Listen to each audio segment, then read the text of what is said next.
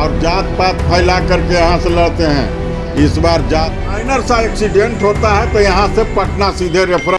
बिहार विधानसभा का उपचुनाव अन्य 4 जगहों पर हो रहा है, लेकिन अभी से ही बिहार विधानसभा 2025 की तैयारी बाढ़ विधानसभा में उम्मीदवारों के द्वारा की जा रही है। बाढ़ विधानसभा और लोकसभा में उन्होंने ज़बरदस्त प्रदर्शन किया था पिछले चुनाव में।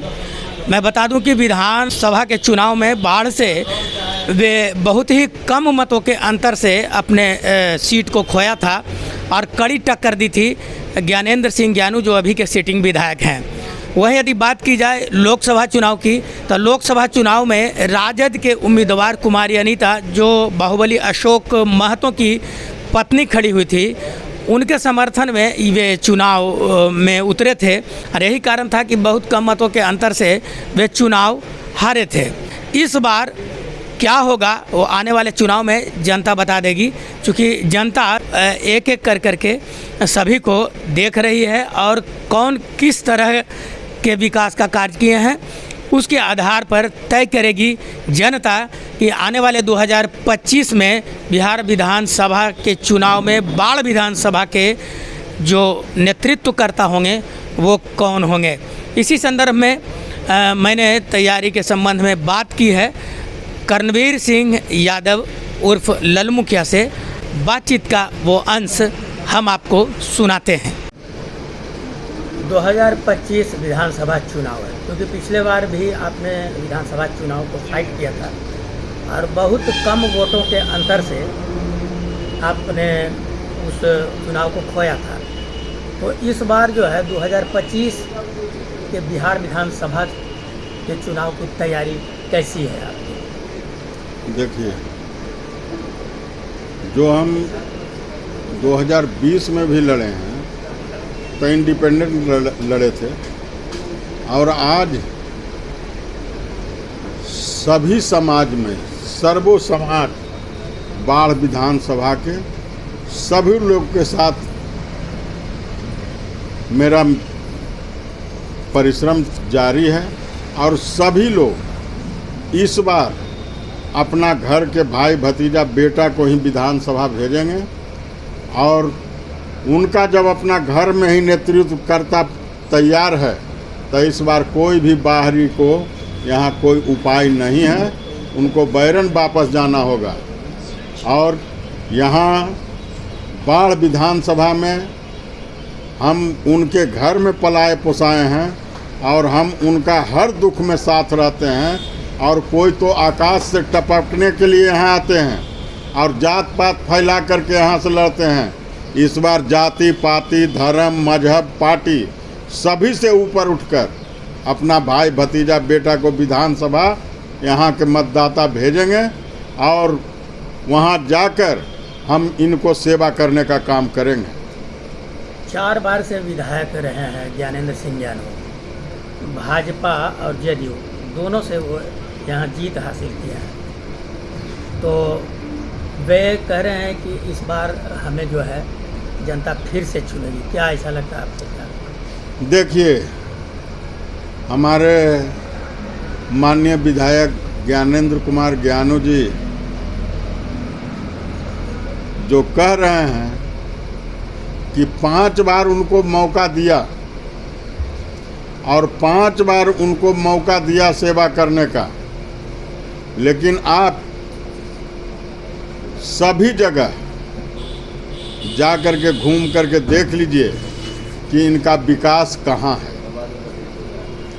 और हॉस्पिटल जाकर निरीक्षण कर लीजिए कि हॉस्पिटल में कै गो ऑपरेशन होता है और कै गो नहीं होता है, या रेफरल हॉस्पिटल बाढ़ बना हुआ है जो कि अनुमंडल स्तर का यह हॉस्पिटल है। पूरे बाढ़ अनुमंडल का यह हॉस्पिटल है और यहाँ कोई भी सर्जन के जगह पर फिजिशियन के जगह पर सर्जन, तो यहाँ सर्जन आज तक अबे नहीं किया। सबसे हॉस्पिटल में किसी प्रकार की कोई भी ऑपरेशन नहीं होता है, बेड मंगा लेते हैं ऑपरेशन का सामान मंगा लेते हैं, लेकिन सारा कैंची में जंग लग करके पड़ा हुआ है। और माइनर सा एक्सीडेंट होता है तो यहाँ से पटना सीधे रेफरल हॉस्पिटल से पटना रेफर कर दिया जाता है। कभी ज्ञानू जी यहाँ आकर करके हमारे विधायक जी कभी औचक निरीक्षण नहीं किए, कभी हॉस्पिटल का निरीक्षण नहीं किए, कभी विद्यालय का निरीक्षण नहीं किए, जबकि उनका पावर है, उनको देखना चाहिए। और जहाँ तक बात अब रह गया विकास का, तब विकास में आप यहाँ पर ढेकवाहा तक चल जाइए, आप स्टेशन के उस पार चल जाइए, आप सरकट्टी अटनामा रोड चल जाइए, आप अभी ये जो मंझौली के पास जो हरौली के आगे जो एक रोड जा रहा है, जो कि लाखा चक से हो कर करके आपको यहाँ पर आता है बाघा टिल्हा के पास, इन सभी जगह चल जाइए, आपको रोड का पता चल जाएगा कि क्या रोड है। इसलिए इनका विकास हवा में है। इन्होंने अगले बार कहे थे कि स्टेडियम का उत्थान कर देंगे। सुनाते हैं कभी कभी, आप ही लोग के मीडिया के द्वारा सुनते हैं कि हमारे माननीय विधायक जी कहते हैं कि 2 करोड़ खर्चा किए इस फील्ड में, तो 2 करोड़ में क्या हुआ, कहाँ गया 2 करोड़ पैसा? 4 गो जिम का सामान लगा, वही उसी को 2 करोड़ दाम है। ने बाउंड्री बना, ने वो उसको भरा करके हाइट ऊंचा हुआ जिसमें लड़का सब दौड़ सके, लड़का लोग परिश्रम कर सके। आपने अशोक महतो को लोकसभा चुनाव में काफ़ी मदद किया था, मतलब कि बाढ़ विधानसभा क्षेत्र से आप बागडोर संभाले थे, तो उस समय भी मतदाता का रुझान, लेकिन फिर भी यहाँ से कुछ मतों से पीछे चले गए थे बाढ़ विधानसभा से, क्या कारण है? देखिए, हमारा अगर ऑल ओवर पूरे मुंगेर लोकसभा में लेते हैं तो जो 2019 का चुनाव हुआ था, उस चुनाव से हमारा बेहतर रहा है और वोट का रेशियो बढ़ा है। उस समय उनको आया था 3,62,000, हमारे विधायक जी का पत्नी को, और इस बार अशोक महतो जी का आया 4,75,000। तो ऑल ओवर में मेरा वोट का भी रेशियो बढ़ा और बाढ़ विधानसभा से अच्छा खासा वोट से लीड था ललन बाबू का, और इस बार उनका लीडिंग का ग्राफ गिर गया। मोकामा विधानसभा से ही इनका लीड था, वहाँ से ही पीछे चल गए। और जबकि पूरे मुंगेर लोकसभा के जितने भी वांटेड से लेके जितने भी अपने आप को बहुबाली मानने वाले उनको था, उन सभी लोग को लाइन पर ला कर करके और एक सूत्री कार्यक्रम में लगाए कि बूथ का कब्जा करो, लूटो। आपने, लेकिन उसके बावजूद भी हमारा बढ़त रहा। क्या आप इस दल से चुनाव लड़ेंगे या फिर निर्दलीय या फिर कोई पार्टी की तरफ? देखिए, अगर यदि जो हमको सबसे पहला प्रायोरिटी है कि अगर आरजेडी हम पर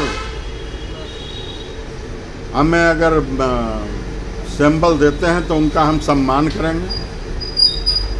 अगर यदि जो सिंबल नहीं मिलता है, हमको नहीं देते हैं, किन्हीं और कैंडिडेट को देंगे। तो जैसे हम पिछले बार भी इंडिपेंडेंट लड़े हैं, हम अपना पार्टी से भी लड़ेंगे। क्या लगता है आपको कि इस चुनाव में यदि आप फाइट करते हैं 2025 के बिहार विधानसभा में बाढ़ विधानसभा से, तो अशोक महतो के जो समर्थक हैं आपका समर्थन करेंगे? जैसे या देखिए, अशोक महतो आपके साथ आएंगे?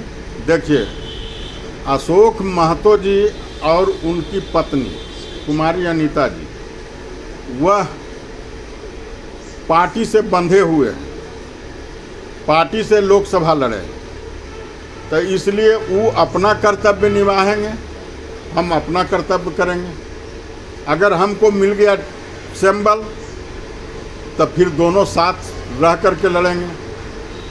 अगर हमको सिंबल नहीं मिलता है, हम अपना पार्टी से लड़ेंगे तो वो अपना पार्टी के लिए काम करेंगे।